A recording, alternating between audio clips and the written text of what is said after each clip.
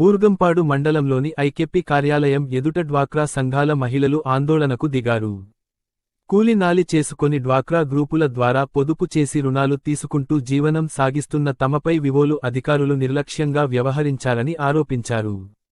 సుమారు 40 గ్రూపులపై ప్రతి సభ్యురాలు 5,000 రూపాయలు చొప్పున అదనంగా చెల్లించినా ఆ మొత్తాలు ఖాతాల్లో జమ కాకుండా మధ్యవర్తులుగా ఉన్న కొంతమంది మహిళా లీడర్లు డబ్బులు మోసం చేశారని తెలిపారు.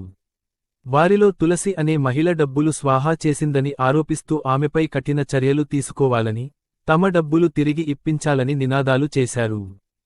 తులసి మాకు వద్దు అంటూ పెద్ద ఎత్తున ఆందోళన జరిపారు. ఐకెపి అధికారి నాగార్జున పూర్తిస్థాయిలో విచారణ జరిపించి బాధిత మహిళలకు న్యాయం చేస్తానని హామీ ఇచ్చారు. 2005 కనపడుతుంది. సో ఇట్లా ప్రతి సభ్యురాలకు సంబంధించి వాళ్ళు ఫోన్పే ద్వారా కట్టారా, చేతికి డబ్బులు ఇచ్చారా, ఎంతైతే ఇచ్చారు, అవి ఎంతైతే ఇన్వెస్ట్ అయింది, ఎందుకు ఎంత కాలేదు, ఈ తేడా ఏదన్నా ఉంటే గ్రామ సమాఖ్య ముఖ్యపరిగా పాపారావు బాధ్యులు సీసీగా మీరు కాదు పెట్టారు.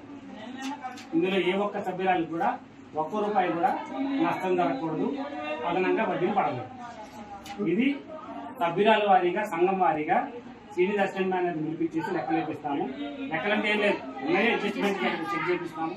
ఈ చెక్కింగ్లో పుస్తకంలో ఉన్న దాని ప్రకారం కావచ్చు, లేదా చిన్న పుస్తకంలో ఉన్న దాని ప్రకారం కావచ్చు. వాళ్ళు కట్టిన డబ్బులకి అడ్జస్ట్ అయిన డబ్బులకి ఏమైనా తేడా ఉంటే ఆ తేడా ఎవరు వాడుకున్నా కానీ వడ్డీతో సహా డబ్బులు కట్టించి వాళ్ళకి అడ్జస్ట్ చేయడం జరుగుతుంది. పక్కా ఇందులో ఎక్కడైనా ఫ్రాడ్ చేసినా, ఎవరైనా ఇన్వాల్వ్మెంట్ అయినా తప్పనిసరిగా వాళ్ళ మీద డిపార్ట్మెంట్ పరంగా చర్య తీసుకుంటాము.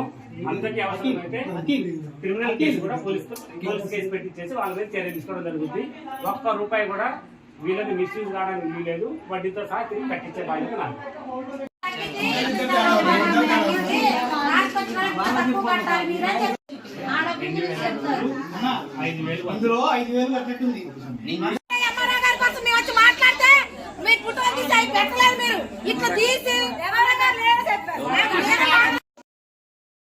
మీరు